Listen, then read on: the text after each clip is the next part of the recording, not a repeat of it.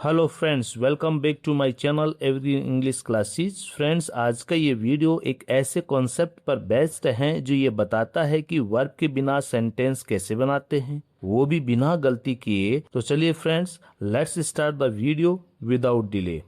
Friends, जैसे कि हमें पता है इंग्लिश सेंटेंस का बेसिक स्ट्रक्चर होता है सब्जेक्ट, वर्ब और ऑब्जेक्ट। साथ ही हमें यह भी सिखाया गया है कि वर्ब के बिना सेंटेंस बन ही नहीं सकता। इसका मतलब यह हुआ कि यदि वर्ब नहीं लगाया जाएगा तो सेंटेंस गलत। तो फ्रेंड्स, आज मैं आपको ऐसे पावरफुल स्ट्रक्चर के बारे में सिखाने वाला हूं जिनमें वर्ब की जरूरत ही नहीं पड़ती, फिर भी मीनिंग पूरा और क्लियर होता है। सबसे पहला रूल है प्रीपोजिशन के बाद। फ्रेंड्स, प्रीपोजिशन के बाद कभी भी डायरेक्ट एक्शन यानी कि डायरेक्ट वर्ब का यूज नहीं किया जाता। इंग्लिश में अगर सबसे ज़्यादा गलती कहीं होती है तो वो यहीं पर होती है, क्योंकि लोग प्रीपोजिशन के बाद सीधे वर्ब लगा देते हैं। फ्रेंड्स, सबसे पहले तो आप ये जान लो या समझ लो कि ये प्रीपोजिशन होता क्या है। फ्रेंड्स, प्रीपोजिशन इंग्लिश में वो छोटे छोटे वर्ड्स होते हैं जो दो चीज़ों के बीच रिलेशन बताते हैं। मतलब एक चीज़ दूसरी चीज़ से कैसे जुड़ी हुई है यह बात बताते हैं। जैसे in, at, on, of, for, from, without, out, about, etcetera. ये सब कॉमन प्रीपोजिशंस हैं। जैसे हम बोलेंगे पुस्तक टेबल के ऊपर है, तो इसको हम बोलेंगे the book is on the table. The book is on the table. यहाँ ऑन प्रीपोजिशन है जो बुक और टेबल का रिलेशन बता रहा है कि बुक टेबल पर है। जैसे मैं अपने फ्रेंड के साथ हूँ तो आप बोलते हैं I am with my friend. I am with my friend. तो यहाँ भी विद प्रीपोजिशन लगा है जो आपको आई और माई फ्रेंड के बीच रिलेशन को बताता है कि मैं अकेला नहीं हूँ बल्कि मैं अपने फ्रेंड के साथ हूँ। तो फ्रेंड्स, प्रीपोजिशन का काम है रिलेशन बताना, लेकिन ये रिलेशन होता है नाउन या प्रोनाउन के बीच, और ये रिलेशन हमेशा किसी इंसान, चीज, जगह, आइडिया के साथ होता है, एक्शन के साथ नहीं। मतलब एक नाउन किसी दूसरे नाउन से कैसे जुड़ा है ये हमें बताता है।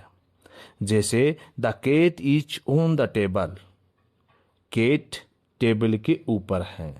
यहाँ केट और टेबल दोनों नाउन हैं और ऑन है प्रीपोजिशन जिसने दो चीज़ों केट और टेबल को जोड़ने का काम करता है, यानी जोड़ने का काम किया है। जरा इन सेंटेंसेस को पढ़िएगा। सेंटेंस दिया है thank you for helping me, she is good at dancing, I am interested in learning English, he left without saying anything. अब यहाँ एक क्वेश्चन आता है कि हमने अभी जाना था कि प्रिपरेशन के बाद डायरेक्ट वर्ब नहीं आता, फिर यहाँ हेल्पिंग, डांसिंग, लर्निंग, सेइंग ये सब क्या है? क्या ये वर्ब नहीं है? फ्रेंड्स, ये नॉर्मल वर्ब नहीं है, इन्हें कहते हैं जेरंड। फ्रेंड्स, जब कोई वर्ब प्लस आईएनजी का फॉर्म सेंटेंस में किसी चीज, एक्टिविटी या कॉन्सेप्ट का नाम बन जाए तो वह जेरंड कहलाती है। फ्रेंड्स, इन दोनों सेंटेंसेस को देखो। ही इज डांसिंग यानी कि डांस कर रहा है। डांस वर्ब आईएनजी के साथ यूज हुआ तो अभी इसके एक्शन को दिखा रहा है। ही इज डांसिंग यानी कि वह डांस कर रहा है। तो डांस वर्ब आईएनजी के साथ यूज हुआ जो अभी के एक्शन को दिखा रहा है। अब ये दूसरा सेंटेंस देखो, डांसिंग इज फन, मतलब हुआ डांसिंग मजेदार है। यहाँ डांसिंग क्या चीज है? यहाँ डांसिंग एक्शन नहीं बल्कि एक्टिविटी का नाम बन गया है, इसलिए ये जेरंड है। यानी कि अगर वर्ब प्लस आईएनजी वाला वर्ड कोई काम हो रहा है बताएं तो वो वर्ड वर्ब होता है, और वही वर्ड किसी एक्टिविटी या कॉन्सेप्ट का नाम बन जाए तो वह जेरंड होता है। वैसे ही सी इज सिंगिंग मतलब वह गा रही है। यहाँ सिंगिंग एक्शन है, सिंगिंग मैक्स मी हैप्पी। यहाँ सिंगिंग मुझे खुश करती है, यहाँ सिंगिंग मुझे खुश करती है, मतलब यहाँ सिंगिंग एक्शन है नहीं, बल्कि एक्टिविटी का नाम है जो जेरेंड है, और जेरेंड नाउन वर्ड होता है। तो फ्रेंड्स, देखा आपने, प्रीपोजिशन के बाद नाउन, प्रोनाउन और जेरेंड का यूज किया जाता है और वर्ब यानी एक्शन वर्ड का यूज नहीं। नाउ रूल नंबर 2, जहां मोर देन 90% लोग रोज मिस्टेक करते हैं, जहां एडजेक्टिव वर्ड के बाद डायरेक्ट वर्ब लगा देते हैं, जो कि गलत है, क्योंकि एडजेक्टिव के बाद डायरेक्ट वर्ब नहीं आता।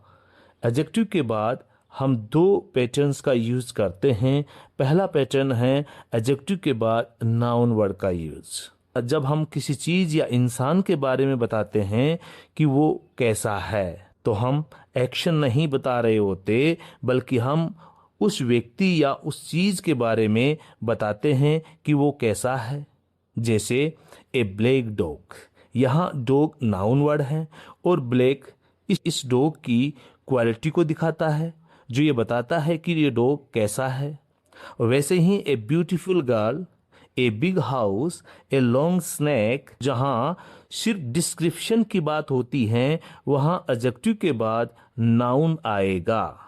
लेकिन जब हम सिर्फ ये नहीं बताना चाहते कि कौन कैसा है, बल्कि ये भी बताना चाहते हैं कि वो क्या करने वाला है, क्या करना चाहता है, तब हम एडजेक्टिव के बाद डायरेक्टली वर्ब नहीं लगाते, बल्कि 2+ वर्ब की फर्स्ट फॉर्म यानी कि टू इन्फिनेटिव का यूज करते हैं।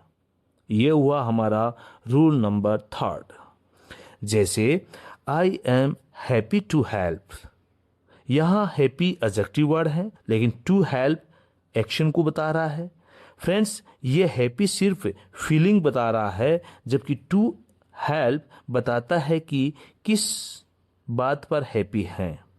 वैसे भी they are excited to learn, यहाँ एक्साइटेड एडजेक्टिव वर्ड है जो फीलिंग बता रहा है कि वे क्यों एक्साइटेड हैं, वे सीखने के लिए एक्साइटेड हैं। फ्रेंड्स, याद रखें, एडजेक्टिव के बाद एक्शन आता है तो वह डायरेक्ट नहीं आता, उसे टू के साथ लिखा जाता है। जैसे I am ready to go, I am afraid to speak, he is eager to know. इस प्रकार से हिंदी सेंटेंसेस में जैसे किस लिए, किस बात से जैसी फीलिंग आती हैं। रूल नंबर 4, फ्रेंड्स, इन वर्ड्स को देखो, this, that, my, our, your, his, her, their etcetera. Friends, ये किसी चीज की तरफ इशारा करते हैं या फिर ओनरशिप को बताने का काम करते हैं। इनको कहते हैं डिटरमिनर्स। जैसे दिस का मतलब होता है यह है, देट का मतलब होता है वह, माई का मतलब होता है मेरा, और योर का मतलब होता है तुम्हारा, हर का मतलब होता है उसका फीमेल के लिए, और हिज का मतलब होता है उसका मेल के लिए, देर का मतलब होता है उनका। ये वर्ड्स खुद पूरा मीनिंग नहीं देते, इन्हें एक नाउन चाहिए होता है। जैसे my phone, their dog, your pen. इनका काम है किसी चीज की जानकारी देना, और इनके बाद नाउन ही आता है। जैसे this is my book, this is your car, this is her bag, that is her house. Friends, next rule है रूल नंबर 5 कि देयर इज, देयर आर के बाद कभी भी डायरेक्ट वर्ब नहीं आती हैं, क्योंकि इस प्रकार से देयर इज या देयर आर का यूज तब किया जाता है जब दिए हुए सेंटेंस में सब्जेक्ट नहीं होता है और देयर को as a dummy subject use किया जाता है, जिनके बाद किसी चीज का होना बताया जाता है। फ्रेंड्स, देयर इज के बाद सिंगुलर नाउन आता है और देयर आर के बाद प्लूरल नाउन का यूज किया जाता है। जैसे देयर इज ए बुक मतलब हुआ एक पुस्तक है, और देयर आर बुक्स मतलब हुआ कि पुस्तकें हैं। Some more examples, there is a question, there is a problem, there are many cars, there is a dog, और देयर आर 2 डॉग्स। फ्रेंड्स, इन सभी सेंटेंसेस में किसी न किसी चीज़ का एग्जिस्टेंस बताया जा रहा है, न कि एक्शन को। नाउ नेक्स्ट रूल नंबर 6 है फ्रेंड्स, आर्टिकल के बाद वर्ब क्यों नहीं आती।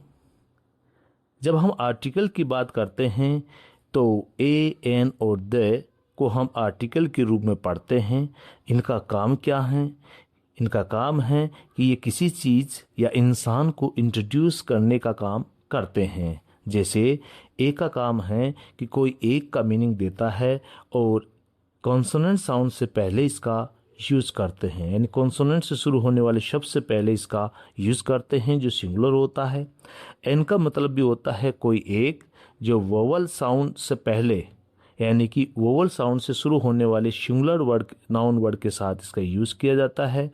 फिर आ जाता है द, किसी खास या स्पेसिफिक चीज़ के लिए यूज़ होता है। तो चलिए फ्रेंड्स, अब बात करते हैं आर्टिकल के बाद वर्ब क्यों नहीं आती। फ्रेंड्स, आर्टिकल का काम है किसी चीज़ का नाम या इंसान को इंट्रोड्यूस करना, जैसे a car, a boy, an apple, the idea, the teacher, an honest man. Friends, यहाँ हर जगह नाम आया है, न कि एक्शन। तो वर्ब तब आता है जब आपको बताना हो क्या हो रहा है, कौन क्या कर रहा है या क्या स्थिति है। जैसे सी इज़ रनिंग, मतलब यहाँ एक्शन है, दौड़ने का काम हो रहा है। सी इज़ सैड, यानी कि स्टेट, यानी कि वो कैसी स्थिति में है। तो फ्रेंड्स, याद रखिए प्रीपोजिशन, आर्टिकल, डिटरमिनर्स और एडजेक्टिव, ये सब हमेशा नाउन को इंट्रोड्यूस करते हैं, इसलिए इनके बाद वर्ब आ ही नहीं सकते। आज की इस वीडियो में बस इतना ही। तो मिलते हैं ऐसे ही न्यू इन्फॉर्मेशन के साथ नेक्स्ट वीडियो में। Thanks for watching.